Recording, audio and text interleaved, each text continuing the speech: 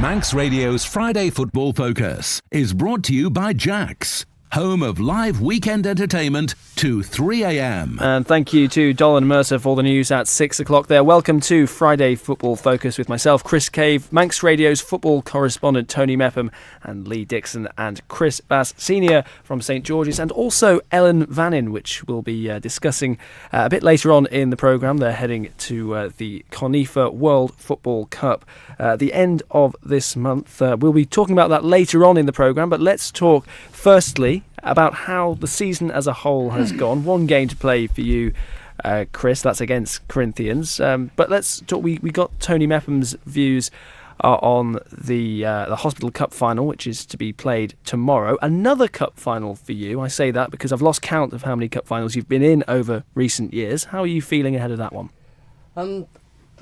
I think going into tomorrow's cup final with the injuries and the way St George's have been able to prepare this year due to the age of the squad, I would actually make Corinthians at this moment slight favourites going into the cup final. Looking at their recent results, even when they've gone behind, the one thing I've noticed is they battled right to the very end of the 90 minutes.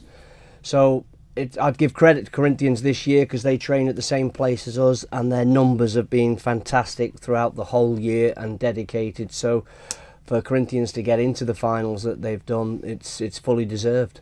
Both teams have scored a lot of goals. We've scored loads more.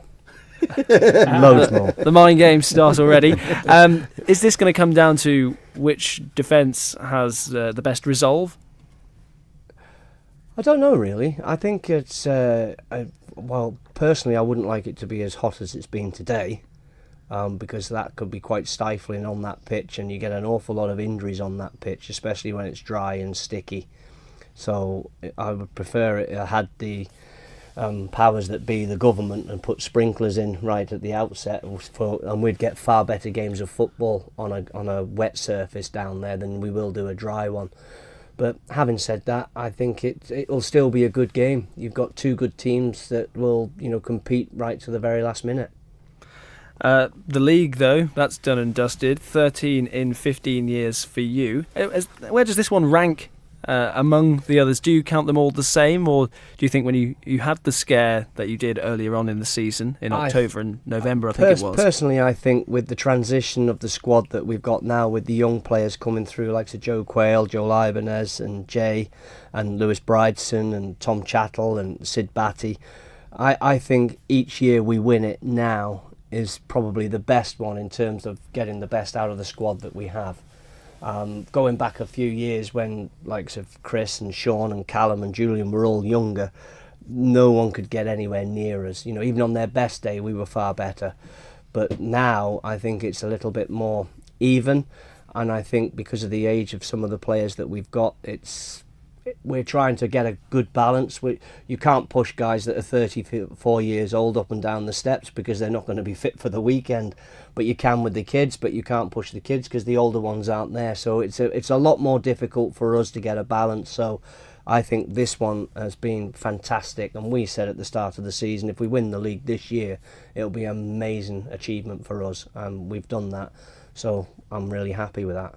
Lee Dixon, are you eyeing the new competition coming through? Because we have seen challenges from Peel, Russian, Corinthians. They've all got very, very strong teams. It would seem you're still top of the tree, still the team to beat, but do you fear that if they get stronger, they will push you all the way next year? I think you have to embrace the challenge. I think Chris has always done that. There's always been a team who's been challenging us down the years. I know first couple of years I was up at St George's, we had Old Boys, and then there was a spell where it was St Mary's. Peel were always on the periphery of them too, and then there was a spell where they were the challengers themselves. They beat us in a cup final down at Castletown. Now it seems to be Corinthians coming through sort of head in the pack really. They've got the youngest squad, they seem the keenest, they train the most. They've got a fantastic club, you can't knock them for that. They've developed the facility up there. I know that a lot of work down to Tony and the team behind him as well, but they've developed the facility, so they're a team on the move, and at the end of the day we've got to try and, like Chris said, deal with what we've got in hand to try and deal with that problem, and I think our psychological know-how this season's probably won us the league more so than our fitness or the amount of training we've done or the ability of the players, because at times we've just been getting players out on the pitch at times, trying to get 11 men, and we're going to be faced with the same problem tomorrow. And you just hope that your players are mentally strong enough, and the young lads get sort of sucked along in the game tomorrow, that they can perform well enough to allow us to win another trophy. But the challenge gets bigger and bigger every season, and we did say at the start of the year, if we could win 2 out of the 4 this year, it would feel like a Grand Slam, on the basis that the trainings had to dip off because of the age and the young lads coming in and things. So transitional time for us, but where that goes, we'll see. It's the next week's going to define a lot of that, because if we were to win the next 2 trophies, then we're beyond doubt still out there on our own. But it could be a slight changing of the guard. If Corinthians could win them 2 trophies, they'd have won the 3 cups and we'd have won the league. So it sort of sets next season up for a big season, and Russia would want to have a say in that. I'm sure Peel would want to say in that again. So it's all interesting, and at the end of the day, it's going to come one day. It ain't going to last forever. The good thing for us is, from me and Chris's point of view, is we deal with all these lads with Mepham.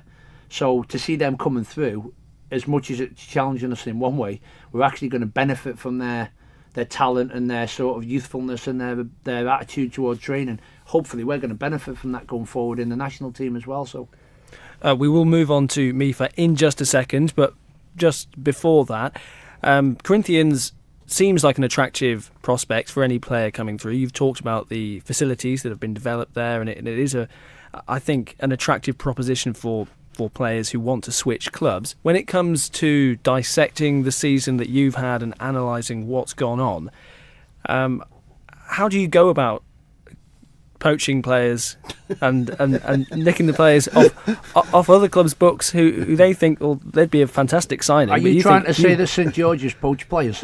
I think we're going to need a bigger net. We need a lawyer. No, to be fair, I mean, I would say since my time at St George's, I've been there 8 seasons now. I went and joined Chris 8 years ago, and St George's had a lot of stick, and maybe it come from sort of the first 5 years when Chris would sign anyone on the Isle of Man just to stop anyone else having them. And I think after that, I think it was unfair, because in the 8 years I've been there, I'd be confidently say we've probably signed less players from other clubs than any other team on the Isle of Man in the 8 years I've been there. Yes, we had this first season I went there, I think we signed 4 big players, and since then we've never had more than 1 or 2 sign every season, and yet other clubs have had 6, 7 and 8, and obviously because they don't win, maybe it doesn't get flagged up as much. But in terms of bringing players in, we've got our way forward now is the kids. The kids are coming in. A new housing estate for the ones that Folk you've brought in at Peel. There is a new cul-de-sac going up in Peel, and that's just for the players Folky gets in every year. Heritage Homes, their sponsor, and putting it up for them. But yeah, I think our way forward, and something that we spoke about, me and Chris, at the start of the season, was that it was going to be the kids that were the kid. We needed to bring this exceptionally talented group of kids into the fold, hope they can learn off the older players, so that if the changing of the guard happens in our club, we would still be challenging your Corinthians, your St Mary's, your Peels, but with a new group of players who might then give you the longevity of another 10 years of success. If it works, it might not work. There might be other lads come to the club and who decide they want to sign there. But Corinthians have got this similar problem in how many do they recruit in the summer? If we were to win the next 2 cup finals, do they go out and get a load in, or do they be happy with what their jobs lot is now, keep them together for another year and keep them moulded, and hope next year that the extra year's experience might get them to the top of the tree again? But it's a hard one, and from our perspective, we have to apply ourselves with the best things we've got at the minute, and you deal with next season when you get there. But at the minute, we've got 7 days ahead of us to make sure that we've sat with 3 trophies and they've got 1. I think also it comes with its difficulties trying to keep everybody happy, knowing that you've got so many good players. It was always very difficult for us to sign. We couldn't have signed 5 or 6 players en masse every year, because you can't guarantee them first team football, and that's a massive thing. And I think if Corinthians were to become half as successful as we have been, they would find it very, very difficult to keep players happy. So at the moment they've got a reasonable sized squad that seems to be quite balanced, but whether that stays like that, because you'll find that if players aren't getting in, they'll want to move on, and we've had to deal with that, and they will have to do the same in time. Let's move on to the 2018 CONIFA World Football Cup. You're travelling to London later on this month. First of all, let's speak to you, Chris, about the squad, because 11 of the players you'll know very, very well. They come from St George's. There's a very good blend, though, between the players who have a vast amount of experience, and those who perhaps don't, and I'm talking mainly about the youngster Joel Ibanez, only 17, a fantastic chance for him to show what he can do. Well, we've always given an opportunity to at least one or two younger lads, when we go to these tournaments, because at the end of the day, people talk about experience. How do you get experience if you're not involved? You can't give somebody experience without making them aware of all the pressures and the quality of football and what it's like to be around the rest of the squad in the hotel. But to be fair to Joel Ibanez this year, Joel has played extremely well. He's actually played better at right back for us than his chosen position in centre midfield. I mean, you find that with a lot of youngsters, they can see more of the game playing at full back. But I think Joel's been terrific for us, and I think also Joey Quayle, another youngster who's been absolutely outstanding. That guy's played well above what we expected. Last year, he was very disappointed and on the verge of leaving because he didn't like being told a few home truths. But he's actually shown great strength of character and come through that. And he's been one of our best players all year. He's been, it's fantastic. Joe Morlin as well, another one that's last few months he's started to turn a corner. Then he got injured again. I was saying to Lee today, Joe Morlin's a bit like Wayne Rooney. He takes 5 or 6 games to get back on form again, rather than coming back from injury and getting straight into it. Somebody like sort of Chris Jr. might do, or Frank Jones. So, but then that's all a mental state. So we've sat down and we discussed it, and the players that we've picked, we haven't just sort of like picked players that play in one position. We've gone for a number of players that can play in 2 or 3 positions, because you just don't know. We're going to go there at the moment. We were talking about it just before. With so many injuries, we might be changing 10 players on the first day we get there on medical grounds, because it's been a long season. And I think a lot of these injuries have occurred because it's been such a stop-start between association fixtures, between Ellan Vannin fixtures, but mostly just the weather. The weather's basically knackered everybody up, every single team in the Isle of Man. And as we've come towards the end of this season, I've never seen a more lack of interest, from people that play football in the Isle of Man, because they just want it to get over it. But as regards to going back to the squad, yeah, we have picked quite a few young players. I mean, Steve Whitley managed to nudge himself in there on the back of the last 2.5 to 3 months. Has he nudged himself in? Because he seems to be in contention, would he not, for the whole season? He's been... No, I thought Rhys Oates was well ahead of him. And unfortunately, Rhys just tailed off a little bit towards the end, where Steve Whitley has drove on, and I think he scored over 20 goals in the last 2 or 3 months.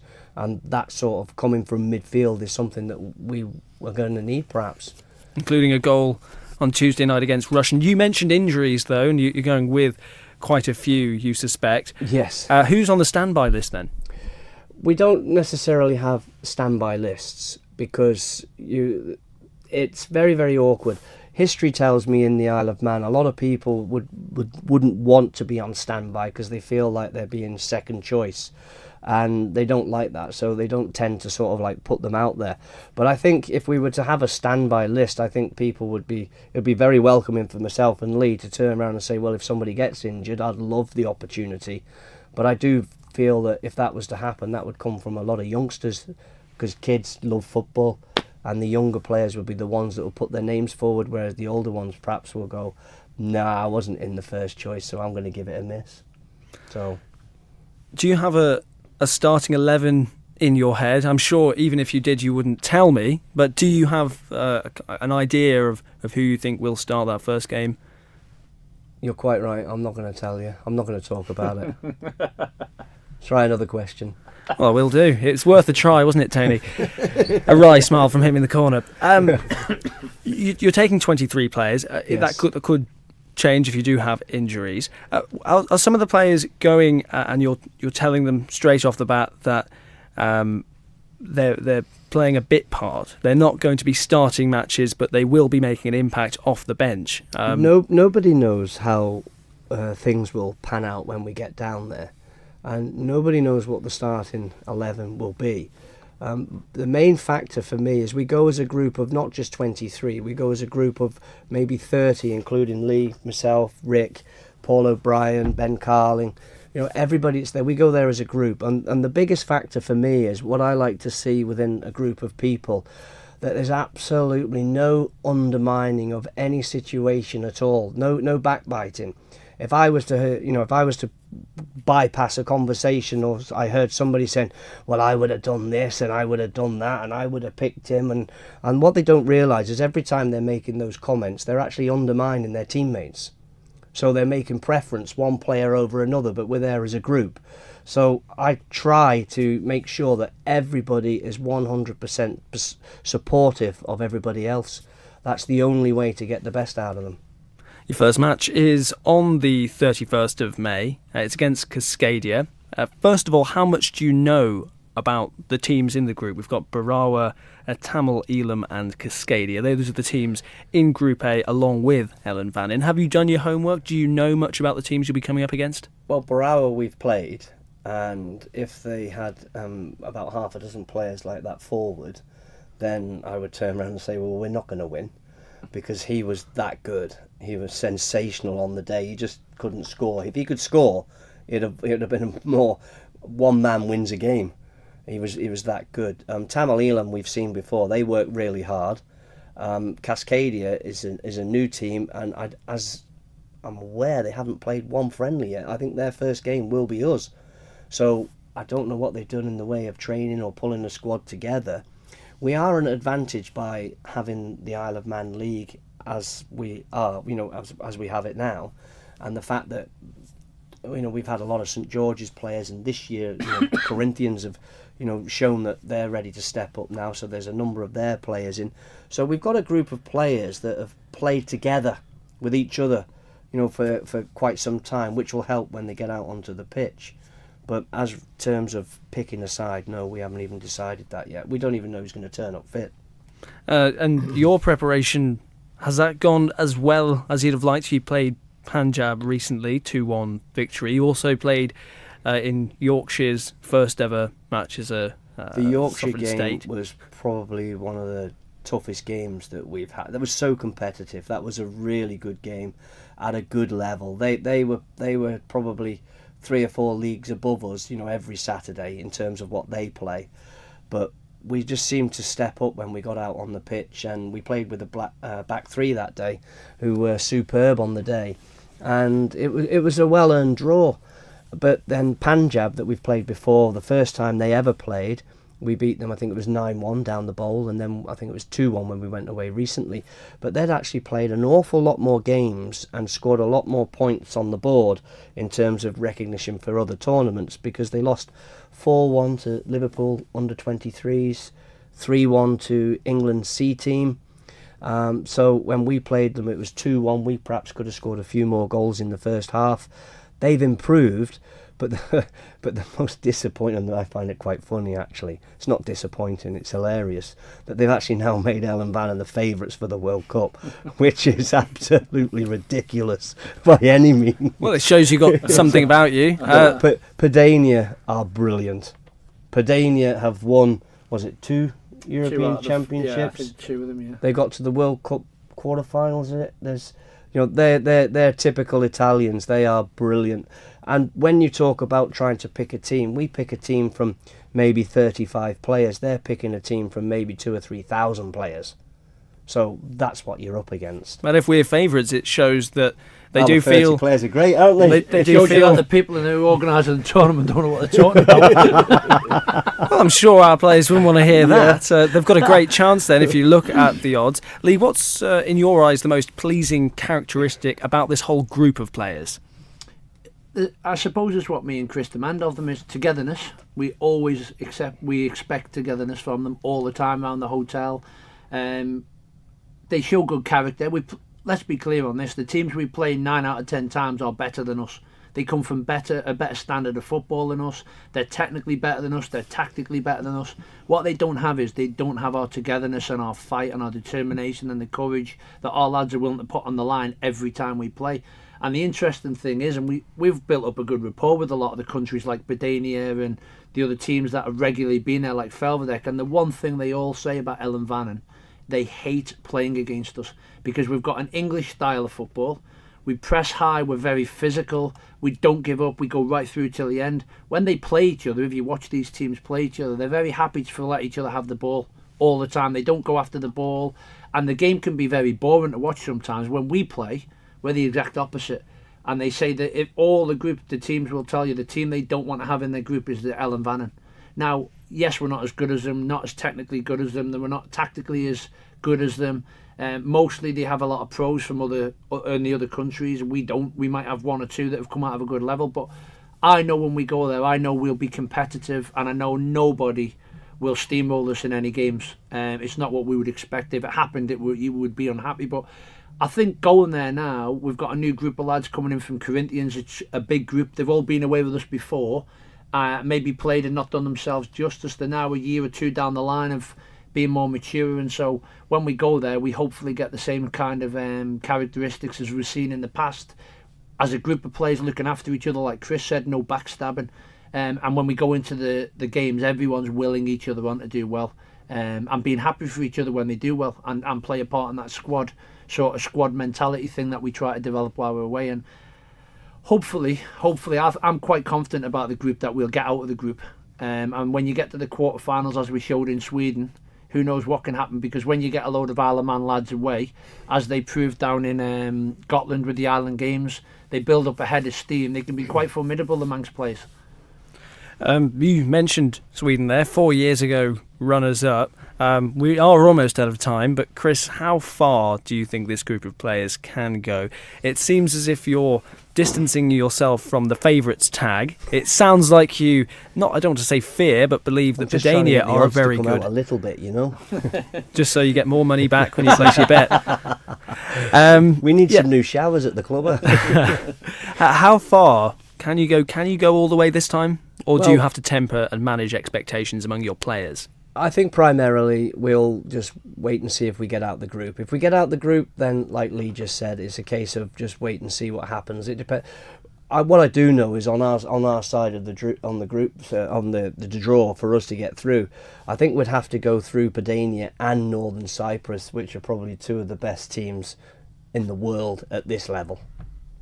And you got a good response from the public. They were watching it, I remember, in bars around the island. I won't mention any specific, but do you feel that there's the level of public support there as well for the Ellan Vannin side? Not at this moment, but then that might build. Depending on the tournament and the way we do, I think that might build. I just feel that, part of me wished I was stood in Jacks by the sound of what went on down there. But you're not naming anywhere though, Chris. Yeah. I'll get a free drink for that one, will I? So I just feel that if we do well, then yes, I think the games will be televised, and I think you will be able to get them through Apple TV or whatever, that how people work these things. And if we are doing well, then yes, it would be nice to see the same sort of thing that happened 4 years ago, because I've never seen the likes of it in Manx football before, and it would just be nice for the public to get behind us, and maybe if we get to the semi-final, we'll go one better than England. Who knows? Well, Chris Bass and Lee Dixon, thank you very much for joining me on Friday Football Focus. And of course, as always, Manx Radio football correspondent Tony Mepham. The Hospital Cup final is tomorrow, so plenty of sport to be had this weekend. But the amazing Paul Corkish with Triple Gold is up next. Have a fantastic evening, whatever you're doing.